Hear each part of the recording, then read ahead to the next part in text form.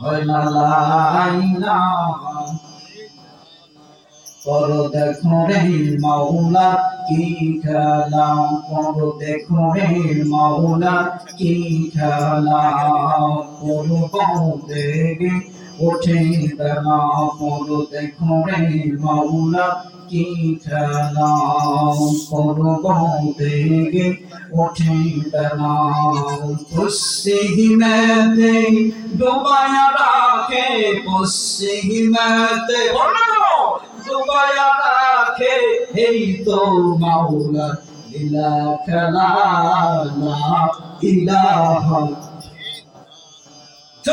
লা ইলাহা লা ইলাহা ইল্লাল্লাহু মুহাম্মাদুর রাসূলুল্লাহ সকলে বলি সাল্লাল্লাহু আলাইহি ওয়াসাল্লাম।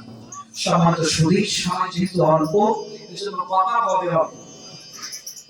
আমি আপনাদের সামনে পবিত্র কোরআন কারিমে 114টি সূরার ভিতর থেকে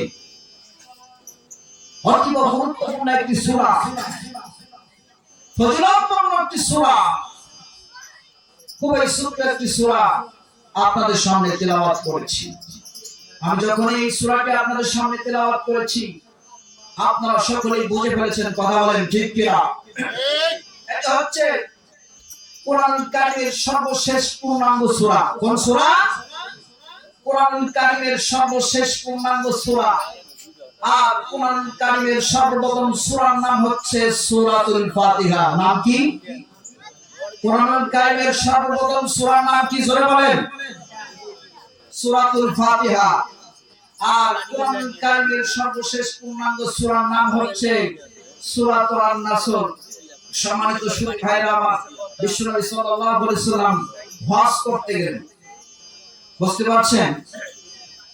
বিশ্বনবী সাল্লাল্লাহু আলাইহি ওয়াসাল্লাম জীবনে হজ করেছেন একবার, কিন্তু উমরা করেছেন 4 বার। কয়বার? উনি হজ করেছেন একবার, উমরা করেছেন 4 বার। তিনি হজ পালন করছিলেন মিনার প্রান্তরে আইয়ামে তাশরিকের সময়। এই সময় জিবরাইল আমিন ফেরেশতা আমার বিশ্বনবী সাল্লাল্লাহু আলাইহি সাল্লামের উপর এই সূরাটি নাযিল করে দেয়। সকলে বলি সুবহানাল্লাহ।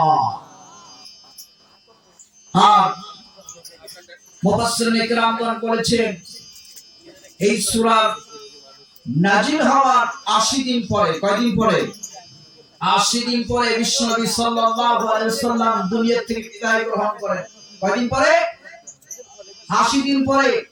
এই সূরাতুল আন-নাসর নাযিল হওয়ার 80 দিন পরে আমাদের নয়নমণি কলিজার টুকরা বিশ্বনবী সাল্লাল্লাহু আলাইহি ওয়াসাল্লাম দুনিয়া থেকে বিদায় গ্রহণ করেন। তাহলে এই সূরার ভিতরে, এই সূরাটি কত গুরুত্বপূর্ণ। এই সূরার ভিতরে আল্লাহ রাব্বুল আলামিন অনেকগুলো মেসেজ দিয়েছেন যেটা আমরা অনেকে জানি না। সে জামানো উম্মতদের জন্য যে মেসেজগুলো দিয়েছেন আমরা অনেকেই জানি না, জানার চেষ্টা করি না। আজকে একটু জানা যাবে ভাই? কথা বলেন না কেন? জানা যাবে?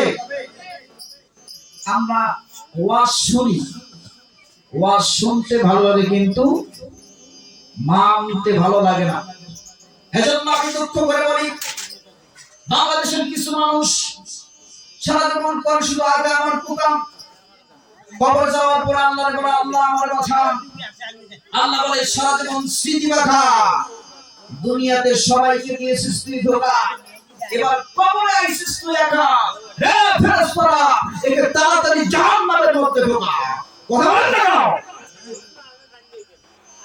কথা বলতে কোনো সমস্যা হয়? ওয়াজ কি বোঝা যায়? তাহলে যদি কথা না বলেন তাহলে তো বক্তার মুখ দিয়ে কথা বার হবে না, আপনাদেরকে কথা বলতে হবে, নাকি বলেন? তাহলে আমরা আলোচনায় চলে যাই, সময় যেহেতু স্বল্প। সম্মানিত সুধী বন্ধুরা আমার, আসলে এই সূরাতুল আন-নাসরের ভিতরে আল্লাহ রাব্বুল আলামিন কোন সেই মেসেজগুলো দিয়েছেন, কোন সেই সুসংবাদগুলো দিয়েছেন, আজকে একটু জানার দরকার আছে নাই? আমার ভাইরা, আল্লাহর নবীর ঘনিষ্ঠ সাহাবী হযরত ওমর রাদিয়াল্লাহু তাআলা আনহু ইসলামী আন্দোলনের বিভিন্ন বৈঠক করতেন, মিটিং করতেন, মিছিল করতেন, কখনো পাড়া মহল্লা ভিত্তিক, কখনো ইউনিয়ন ভিত্তিক, কখনো ওয়ার্ড ভিত্তিক তিনি বিভিন্ন জনগোষ্ঠীদেরকে নিয়ে মিটিং করতেন।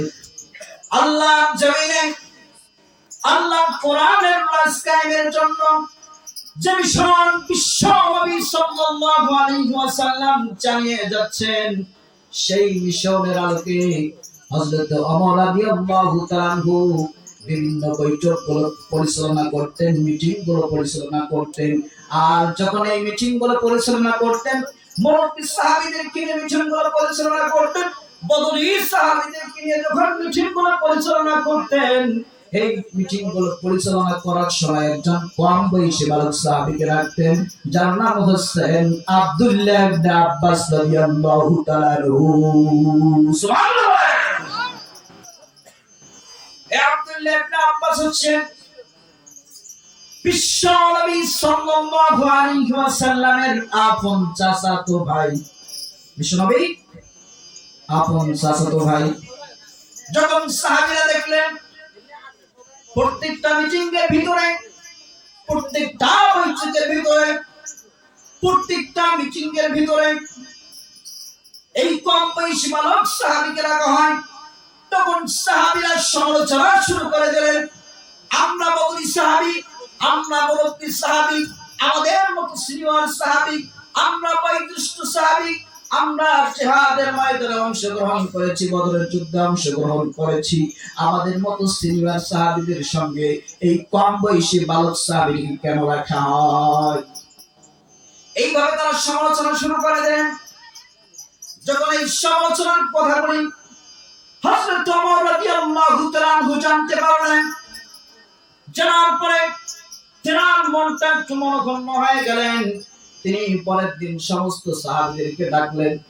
ডাকানোর পরে, আমি এখন আপনাদেরকে একটা প্রশ্ন করতে চাই বন্ধুরা আমার, আচ্ছা বলেন তো দেখি, আমরা যদি বড়রা কোথাও কোনো কাজের জন্য কোনো একটা বিষয় নিয়ে মিটিং এ বসে যাই, কোনো আলাপ আলোচনার জন্য বসে যাই, সেখানে একজন যদি কম বয়সী ছেলে আসে, আমরা অনেক সময় তো রেগে যাই, আমরাই তো অনেক সময় রেগে গিয়ে বলি, আমাদের পরদের ভিতরে এই ছোট্ট বালকটি কেন, আমাদের পরদের ভিতরে এই ছোট্ট ছেলেটি কেন, বলি কি বলি না? কথা বলেন না কেন, বলি কি বলি না? এইভাবে সাহাবীরা রাগান্বিত হয়ে গেছে। এই কথা যখন হযরত ওমর রাদিয়াল্লাহু তাআলা আনহু জানতে পারলেন, তখন তার মনটা মনক্ষুণ্ণ হয়ে গেলেন। তিনি পরের দিন সমস্ত সাহাবীদেরকে ডাকলেন। ডাকার পরে কি করলেন? পরের দিন মিটিং করার জন্য সমস্ত সাহাবীদেরকে ডাকলেন, সেই সঙ্গে কম বয়সী বালক সাহাবীকেও ডাকলেন। পরের দিন যখন হয়ে গেল, আচ্ছা ভাইরা বলেন তো, এই পরদের ভিতরে, এই মুরব্বী সাহাবীদের ভিতরে, এই কম বয়সী বালক সাহাবীদের ভিতরে, এই মুরব্বী সাহাবীদের ভিতরে, বয়োজ্যেষ্ঠ সাহাবীদের ভিতরে আজকেও কম বয়সী বালক ছেলেটা আছে না নাই? আছে না নাই? কথা বলেন না। আজকে আছে। মিটিং শুরু হয়ে গেল। হযরত ওমর ডাকতে বললেন, রে বিশ্বনবীর মুরব্বী সাহাবীরা, রে বিশ্বনবীর মুরব্বী সাহাবীরা, রে পাকাদারিওয়ালা সাহাবীরা, আজকে তোমাদেরকে এই জন্য ডাকানো হয়েছে, এই তো কয়েকদিন আগে একটা সূরা নাযিল হয়েছে, এই সূরা সম্পর্কে আজকে আমরা একটু ব্যাখ্যা বিশ্লেষণ করব, এই সূরা সম্পর্কে আজকে আমরা একটু মত বিনিময় করব, এই সূরা সম্পর্কে আজকে আমরা একটু পর্যালোচনা করব।